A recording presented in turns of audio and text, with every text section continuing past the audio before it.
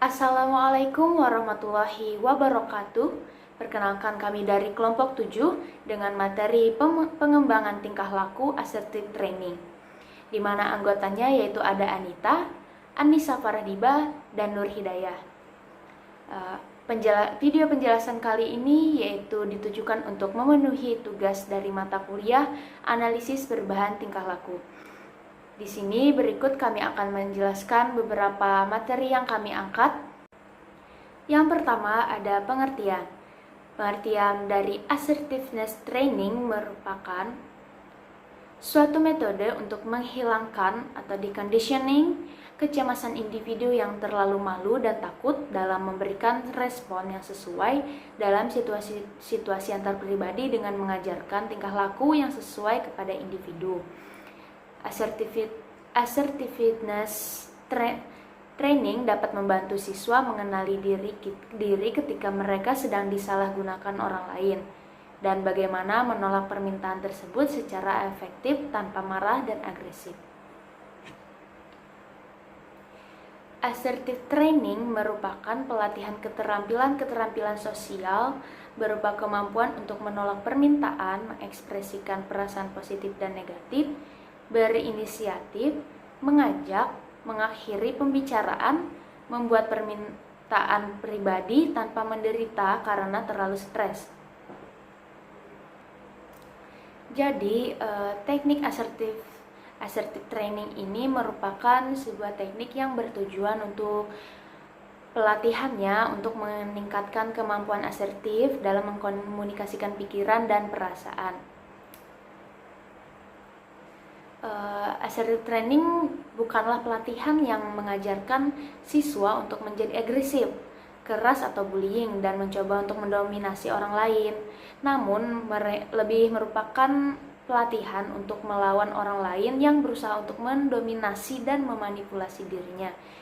Mungkin itu tadi penjelasan pengertian dari teknik assertive training. Berikutnya akan dijelaskan oleh teman saya.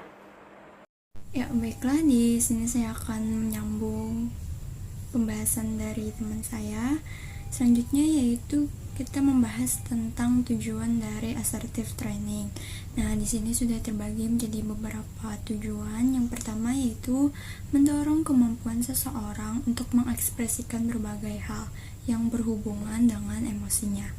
Lalu yang kedua ada membangkitkan kemampuan seseorang dalam mengungkapkan hak asasinya sendiri tanpa menolak atau memusuhi hak asasi orang lain. Artinya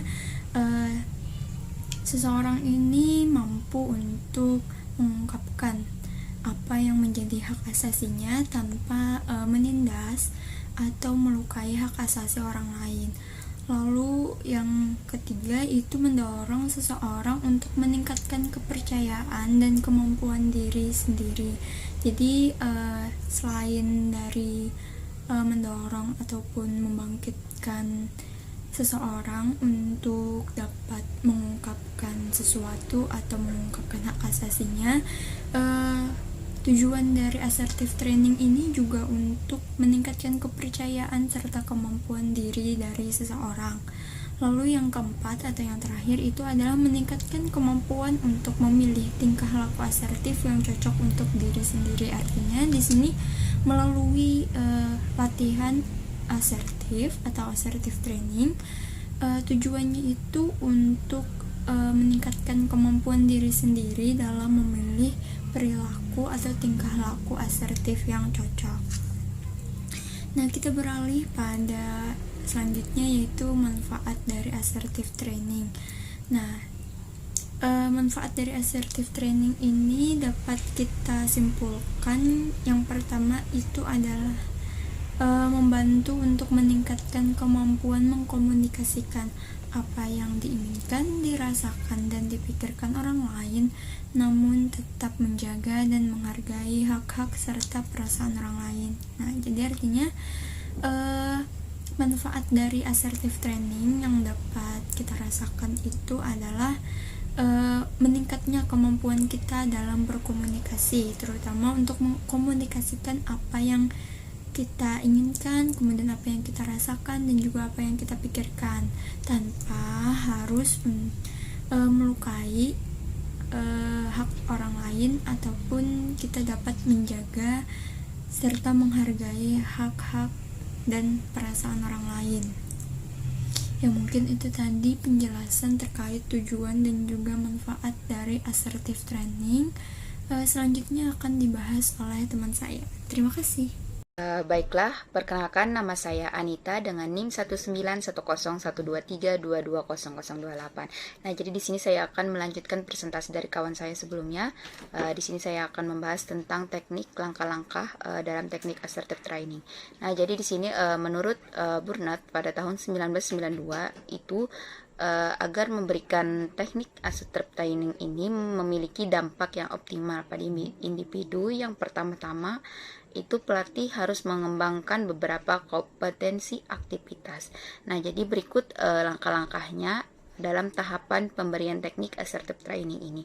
Bisa dilihat di PPT. Itu yang pertama, ada teori yang berisi penjelasan-penjelasan dasar mengenai perilaku asertif, termasuk membedakan perilaku tersebut dengan perilaku agresif. Terus yang kedua itu ada diskusi mengenai asesmen. Masing-masing peserta mengenai keterampilan asertif atau hambatan-hambatan untuk berperilaku. Nah, jadi pada fase ini itu tingkatan dengan sukarelawan itu bermain peran pada situasi khusus di mana biasanya orang sulit untuk berperilaku asertif. Nah, jadi untuk langkah selanjutnya yaitu contoh-contoh perilaku asertif dari peserta yang telah menjadi model.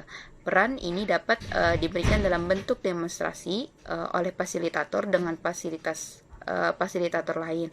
Nah, jadi demonstrasi oleh fasilitator dengan peserta atau melalui demonstrasi yang dilakukan dengan orang yang tampil yang diundang ke ruang pelatihan untuk mendemonstrasikan perilaku asertif. Selanjutnya yaitu ada seleksi bersama para peserta. Jadi fasilitator itu menyeleksi situasi yang mungkin dipraktekkan dalam perilaku asertif. Nah, jadi tiap adegan bermain peran itu peserta didorong untuk merefleksikan kemampuannya dan mengadopsi perilaku asertif jika mereka tergelincir ke dalam perilaku agresif maupun pasif. Terus pada tahapan yang terakhir itu ada keterampilan yang baru dipelajari diterapkan dalam dunia nyata atau kondisi keseharian. Nah, jadi dibutuhkan tindak lanjut untuk melihat kemajuan atau hambatan-hambatan mengenai praktek perilaku tersebut. Jadi kemudian itu dilakukan diskusi untuk perilaku yang aktif diberi pengukuhan. Nah, itu tadi langkah-langkah ataupun tahapan dalam teknik assertive training ini. Ya, baiklah, saya akan membacakan hasil kesimpulan yang kami tarik dari materi assertive training ini. Nah, jadi kesimpulannya yaitu assertive training itu merupakan pelatihan keterampilan sosial. Itu berupa kemampuan untuk menolak permintaan, mengekspresikan perasaan positif dan negatif, berinisiatif, membuat permintaan pribadi tanpa menderita karena terlalu stres. Terus, adapun tujuan utama dalam teknik assertive training ini yaitu mendorong kemampuan seseorang mengekspresikan berbagai hal yang berhubungan dengan emosinya, terus membangkitkan kemampuan seseorang mengungkapkan hak asasinya, dan mendorong seseorang untuk meningkatkan kepercayaan serta kemampuan dirinya. Nah, jadi adapun langkah-langkahnya yaitu diberikan dalam teknik ini. Secara teori itu yang berisi penjelasan dasar mengenai perilaku asertif, terus diskusi mengenai asesmen keterampilan berperilaku asertif, contoh-contoh perilaku asertif menjadi model peran, terus seleksi situasi yang dipraktekkan dan keterampilan yang baru dipelajari lalu serta diterapkan di dalam dunia nyata. Nah, itu tadi hasil kesimpulan yang dapat kami tarik dari materi yang kami angkat. Sekian presentasi kami pada kali ini. Saya perwakilan dari kelompok memohon maaf apabila terjadi kesalahan kata maupun perbuatan.